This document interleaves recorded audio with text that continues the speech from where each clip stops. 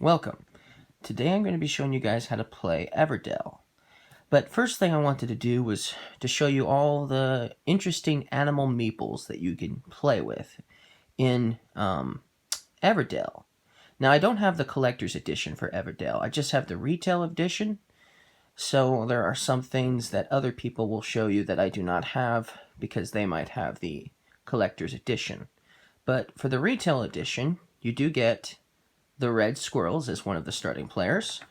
You also get these sort of bluish cyan colored turtles, turtle meeples, as one of the starting players. You can starting animals you can play as. You can also play as these mice, white, and then the fourth animal is the hedgehog. So you can play with a hedgehog as your starting animal player, and you will get 6 workers each when you play Everdell.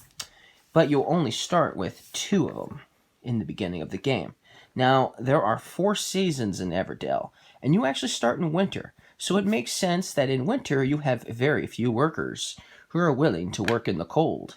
And so you start in winter, and then when you finally reach spring, you get access to a new worker.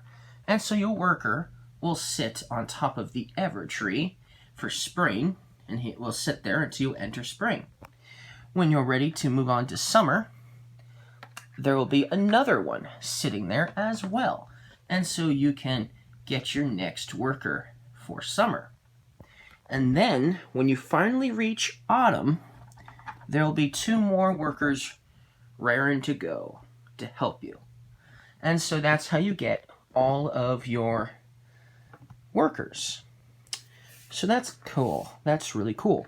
So you start with 2, spring you get 3, summer you'll have 4, and then by autumn you'll have 6.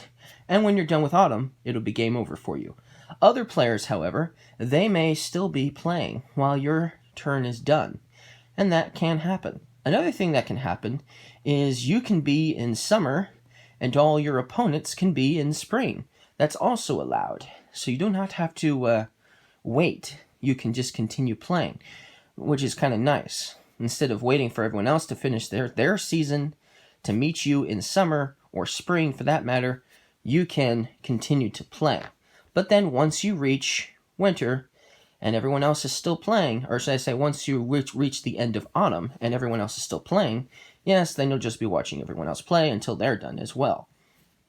But that's still pretty cool. So that's how the seasons work.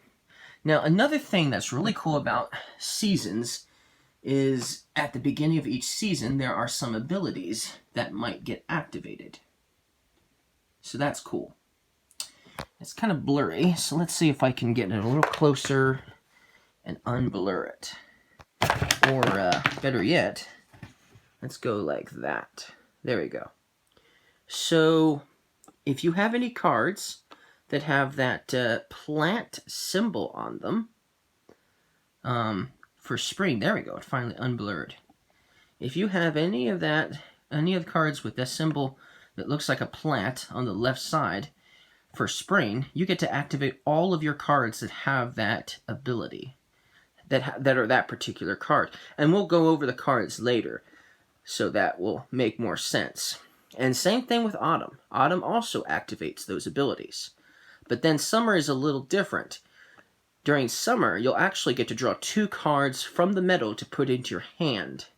Now, you'll have a certain amount of cards in your hand, and you can only have a maximum of 8 cards in your hand. So assuming you don't already have 8 cards in your hand, you'll be able to draw cards that are face up sitting in this meadow. Right now there isn't any cards, but there will be 8 cards sitting in the meadow. So that is something to note, and we'll add them later as a representation of that. But what can you do as actions for the game? What can you do on your turn? Actions. There are 3 actions you can take on your turn. You can place a worker, you can play a card from your hand, or a card from the meadow. That still is also the second part of the second action. Or the third action you can take is preparing for the next season. So those are the 3 actions that you can take. Preparing for the next season, playing a card, and playing a worker. So, what do you do for playing a worker? Well, you'll have a number of locations that you can put a worker. You can put a worker here, although only one worker can go in this circle because it's nice and small and it's not open like this one is. So the player who puts their worker here will get 3 twigs. There's quite a bit of twigs, so they'll be able to get 3 of these. The player who goes here will get 2 twigs, and they'll also get to draw a card. There will be a bunch of cards that they can draw from the top of the deck that'll be sitting here, sort of under the trunk of that tree. It's kind of hard to see because it's nicely shaded, because it is a tree after all. But another cool thing is another player, since this is an open circle here, can put their worker here as well. And there's like nearly no limit to how many workers you can have on that particular worker placement area. But another location you can do is you can put a worker on that spot, and if you put a worker on that location, you'll get 2 of these resin. So these are resin, and you'll get 2 of them if you put a worker there. And once again, only 1 worker can go on this location. The next location is open, so once again, you can have multiple workers on the same one for this one. On this one, you'll get 1 resin, and you'll also get to draw a card. Over here on this circle here, on this placement, once again, you can have more than 1 worker. And on this one, you'll get to draw 2 cards, and you'll get a point token. The point tokens will be added to your victory points at the end of the game. So that's one way to get point tokens. Another place you can do is right here, but only 1 worker can go on this spot. And what do you get if you go to this location? You will get pebbles. So here's the pebbles. You'll get 1 of these. And then the next location after that is also just 1 worker. What you'll get is berries. So these are the berries. You'll get 1 of these. And you'll also get to draw a card if you go to that location. Another location you can go to is over here, but it will only give you 1 berry. But once again, you can have 2 workers or more in that location if you want as well. Whether they're yours or somebody else's, does not matter. But that's something to note. And those are the basic areas that are in every game that you'll have access to and you can place a worker at. You'll also get additional areas that are more randomized, forest areas, where you can place workers, and they will be random, so you won't know, so it'll be a different every game in these 4 locations, depending on how many people are playing the game, of course, and you will have really good spots to get some stuff, maybe even better than most of this here. So you'll probably will be playing some workers at these locations, if they're really good, depending on what they are. But that's something to note. And we'll go over all of the cards that could potentially go here as well in a separate video. Now, let's see here. Another thing you can do is you can play a card from the meadow. So there'll be 8 cards sitting on the meadow, just 8, and you can play any one of these cards that are sitting on this meadow. Everybody has access to the cards that are sitting on the meadow. And when you do play a card from the meadow, you just add it to your town, and then a new card, there'll be a deck of cards sitting over here, and you'll just take the next card and replace it, obviously. And that's how that all works. That's how that all works. And then you'll take one of these, if that's the one you want to play, and you'll put a new card to replace it. And that's how that'll work. Or you can play a card from your hand. You may have some cards in your hand that you would prefer playing. So it's really just an additional location, additional choice. It gives you more access to more cards that you could not otherwise play if the meadow wasn't around. but that's one of the things you can do as an action. You can play a card, you can play a worker.